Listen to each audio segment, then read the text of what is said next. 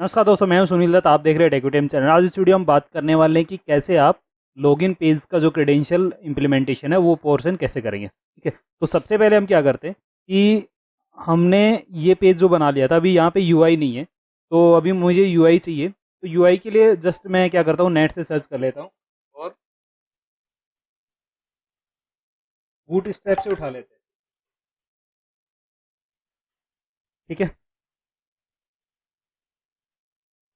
Okay, तो ये boot strap की वेबसाइट है और यहाँ से हम क्या कर रहे हैं, डिफ़ॉल्ट जो लॉगिन फॉर्म होता है बूट स्ट्रैप का वही हम ले लेते हैं, क्योंकि जो डॉट नेट कोर की जो बेसिक थीम है, मतलब जो डॉट नेट कोर खुद ऑटोमेटिक उठाता है, वो भी क्या करता है, बूट स्ट्रैप की थीम ही उठाता है। तो हम यहाँ से मतलब यूआई में ज़्यादा टाइम वेस्ट ना करके हम क्या करते हैं, ये ईमेल पासवर्ड की जो यूआई है इसको ले लेते हैं। ठीक है, तो थोड़ी चीज़ें शायद वहाँ पे चेंज आ जाएंगी, मतलब यूआई ऐसी नहीं दिखेगी, लेकिन फिर भी हमारा काम चल जाएगा। हमने कॉपी किया यहाँ से और मैं क्या करता हूँ, यहाँ कोड में ये मेरा लॉगिन लेआउट है और इस लॉगिन लेआउट वाले पेज पे हम क्या करते हैं, ये ब्लॉक पेस्ट कर देते हैं। ठीक है, तो ये एक फॉर्म की तरह दिखने लगेगा।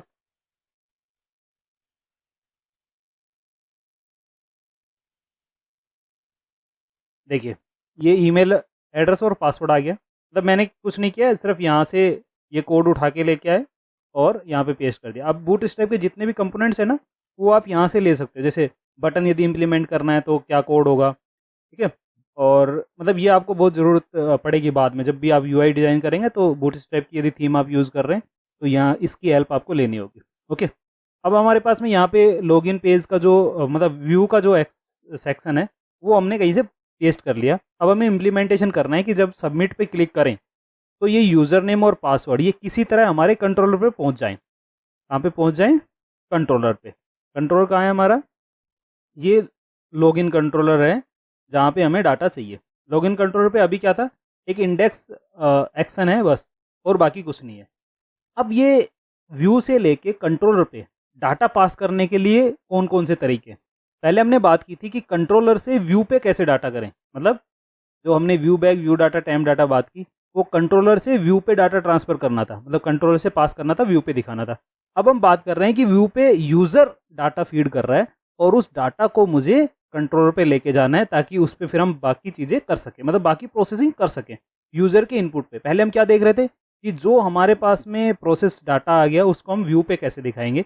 अब हम देख रहे हैं कि जो यूज़र इनपुट कर रहा है वो डाटा हम कंट्रोल पे कैसे ले जाएंगे ताकि उस पर हम वैलिडेशन और प्रोसेसिंग कर सकें।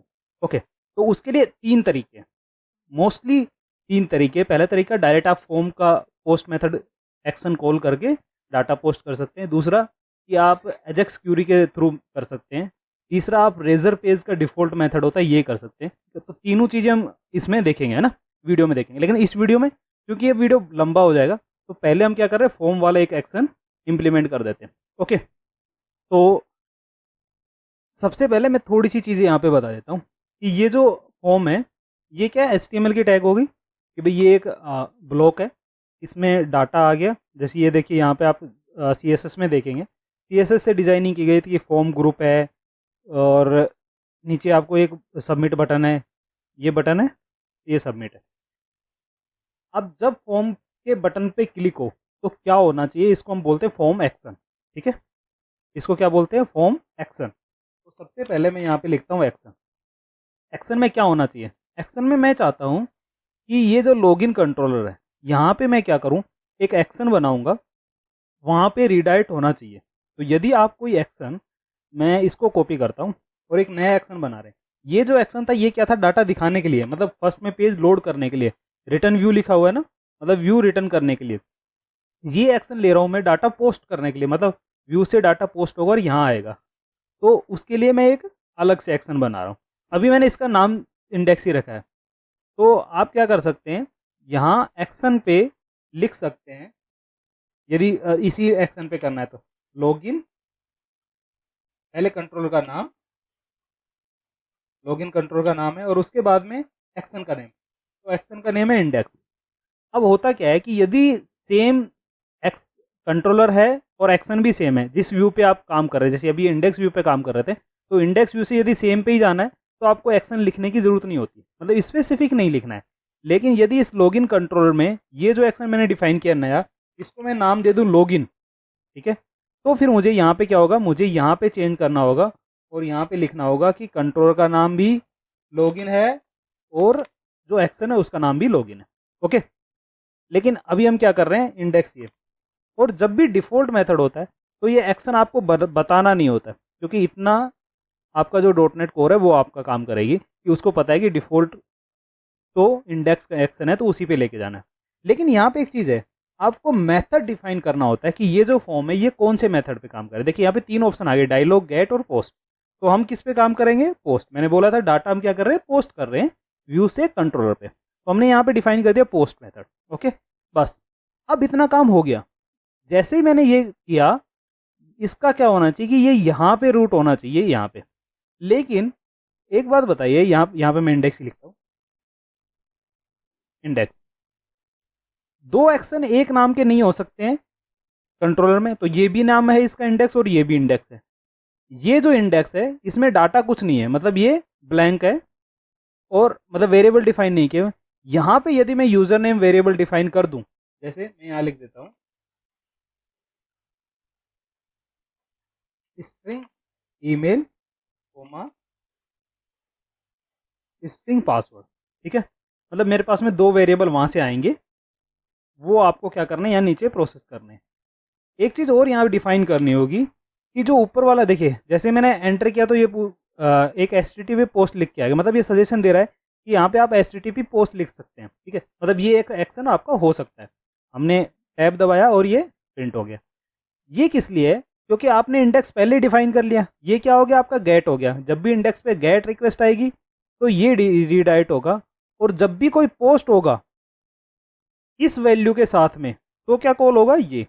अब आप चाहें तो यहाँ पे तीसरा भी बना सकते हैं, वो भी पोस्ट हो सकता है, लेकिन उसका जो ये पैरामीटर है ये डिफरेंट हो सकते हैं।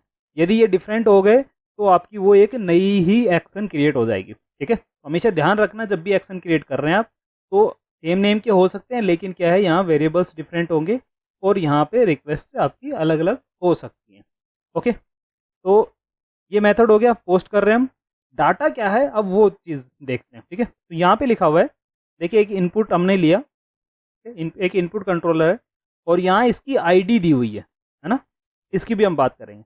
जब भी आप जो डाटा आपका व्यू पे है, यदि उसको फ्रंट एंड के साथ में बाइंड करना है, मतलब जैसे jQuery आप लिख रहे हैं या जावास्क्रिप्ट का कोई कोड लिख रहे हैं, तब ये आईडी बहुत काम आती है। मैं अभी दिखाऊंगा कुछ कोड लिख के, तो उसमें ये आईडी बहुत काम आएगी।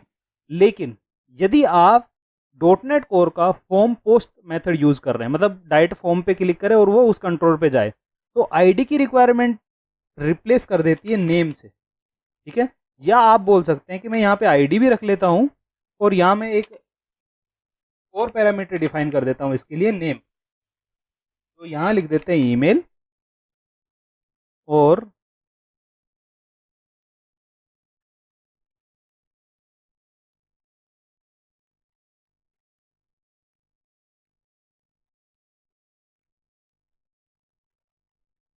यहाँ लिख देते हैं पासवर्ड, ठीक है। अब मैं जो जो चेंज कर रहा हूँ, मतलब जो कोड मैं वहाँ से कॉपी करके लेके आया, सेम वैसा नहीं चल सकता है, तो मुझे अपनी रिक्वायरमेंट के हिसाब से उसे चेंज करना होगा। तो ये आपको भी देखना होगा, और मैंने जब पहले क्लास स्टार्ट की तब भी मैंने बताया था। अभी मैं इस आईडी को कन्फ्यूजन ना हो इसके लिए हटा दे रहा हूँ, ठीक है। इसका यूज़ क्या है वो भी बताऊँगा, इसका इंपॉर्टेंट यूज़ है। मतलब ये मैंने बताया ना, 3 टाइप के हम तरीके से हम वहाँ पे डाटा पोस्ट कर सकते हैं, मतलब मोस्टली जो यूज़ होते हैं। हो सकता है और भी कुछ होगा जो मुझे नहीं पता है, बट मैं मोस्टली ये 3 तरीके यूज़ कर रहा हूँ जो मैं आपको इसमें बता दूंगा, ठीक है। और आई थिंक बहुत सारे लोग यही यूज़ करते होंगे। आप यदि नेट पे भी कोई सैंपल देखेंगे तो इन्हीं में से कोई, तीनों में से कोई एक चीज़ यूज़ हो रही होगी। अब हम बात करते हैं, यहाँ पे नेम हमने ईमेल दे दिया और पासवर्ड दे दिया। मतलब कहने का मतलब क्या हुआ कि ये एक फॉर्म है, इस फॉर्म में एक इनपुट है जिसका नाम ईमेल है, एक इनपुट है जिसका नाम पासवर्ड है। ये हम पोस्ट करेंगे डायरेक्ट कंट्रोलर पे, तो यहाँ पे क्या है, 2 वैल्यू आनी चाहिए। मतलब आपका फॉर्म ऐसा होना चाहिए जिसमें 2 वैल्यू क्या हो रही हो, 2 नेम कोई वैल्यू में डिफाइन कर रहे हो, और फिर ये यहाँ पे आएगा। अब हम क्या कर रहे हैं, बस मैंने यहाँ पे ब्रेक पॉइंट लगाया और इस कोड को एक बार रन करके हम देखते हैं कि ये जो फॉर्म है, यदि बटन पे क्लिक करता हूँ और मेरा पॉइंटर यहाँ आ जाता है, इसका मतलब व्यू से कंट्रोलर पे तो रीडायरेक्ट हो रहा है, ठीक है, बाकी इम्प्लीमेंटेशन फिर बाद में करेंगे। तो एक बार हम क्या करते हैं, कोड चलाते हैं, और जब भी कोई ब्रेक पॉइंट लगा देते हैं, डीबग करना है तो यहाँ क्लिक करना है, अदरवाइज यहाँ जो एक छोटा बटन आता है, मतलब वो जिसको हम बोलते हैं ना होट रीलोड, उसके लिए वो मैंने पहले वीडियो में भी बताया आपको ना। ओके, ये आ गया। अब हम यहाँ पे कुछ मेल पास कर देते हैं। मेल और पासवर्ड मैंने लिख दिया, सबमिट पे क्लिक करते हैं। सबमिट पे क्लिक करो तो वहाँ पे जाना चाहिए, यदि नहीं जा रहा है इसका मतलब कुछ ना कुछ इश्यू है। ओके, देखिए यहाँ पे आ गया। देखिए इंडेक्स यहाँ पे भी था और इंडेक्स यहाँ पे भी है, लेकिन ब्रेक कहाँ आया, यहीं आया। अब हमें चेक करना है कि ये दो वेरिएबल आ रहे हैं कि नहीं आ रहे। देखिए जैसे ईमेल पे माउस ओवर करता हूँ तो दत्त@gmail.com आ गया, और पासवर्ड पे यदि मैं माउस ओवर करता हूँ तो पासवर्ड आ गया, मतलब जो मैंने टाइप किया। इसका मतलब वहाँ से लेके यहाँ डाटा आ रहा है। अब आप यहाँ पे चेक कर सकते हैं कि क्या होना चाहिए भाई, यूज़र नाम पासवर्ड जो वैलिडेट करते हैं हम, वो आप यहाँ पे लिख सकते हैं, जो भी आप लिखना चाहें। तो ये जो लिखना है, ये ब्लॉक अब आपको यहाँ पे लिखना होगा कि भाई यहाँ पे क्या होना चाहिए।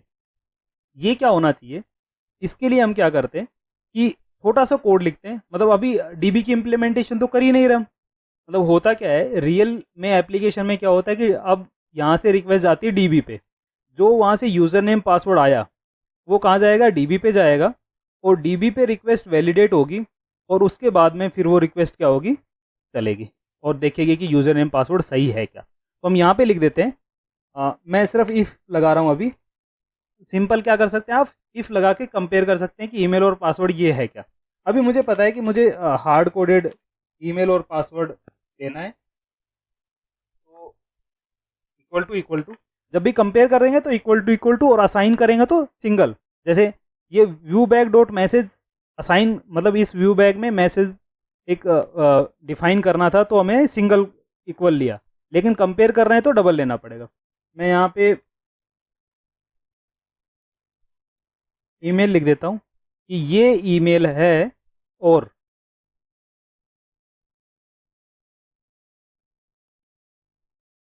पासवर्ड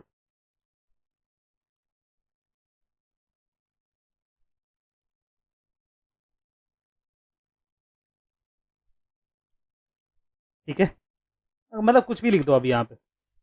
अभी क्या मैंने ये सही लिखा है क्या, ईमेल कंडीशन, यहाँ पे मैंने और का सिंबल लगाया, इसका मतलब या तो ईमेल ये हो या पासवर्ड ये हो तो ये लॉगिन हो जाएगा। और आप यदि एंड लगा देते हैं तो क्या होगा, ये ईमेल होना चाहिए और यही पासवर्ड होना चाहिए, तभी लॉगिन होना चाहिए। ठीक है, तो एंड भी लगा सकते हैं आप, और भी लगा सकते हैं, जो लगाना है। मतलब बाकी मेन डीबी के साथ इम्प्लीमेंटेशन तो हम बाद में करेंगे। यदि ये है तो क्या होना चाहिए, तो हमारा पेज रीडायरेक्ट होना चाहिए कहाँ पे, होम पे। ठीक है, होम के कंट्रोलर पे, और इंडेक्स में वो होना चाहिए, कहाँ होना चाहिए, ये जो इंडेक्स वाला कंट्रोलर एक्शन है इस पे क्या होना चाहिए, रीडायरेक्ट होना चाहिए। तो रीडायरेक्ट करने से पहले आपको क्या करना होगा, ऑथेंटिकेशन इंप्लीमेंट करना होगा। अब सबसे इंपॉर्टेंट पार्ट है ऑथेंटिकेशन इंप्लीमेंट करना। यहाँ तक यूजर नेम पासवर्ड आ गए, अब ऑथेंटिकेशन इंप्लीमेंट कैसे करेंगे ये हम देखते हैं नेक्स्ट वीडियो में। ठीक है, ये वीडियो थोड़ा लंबा हो गया। Okay, thank you.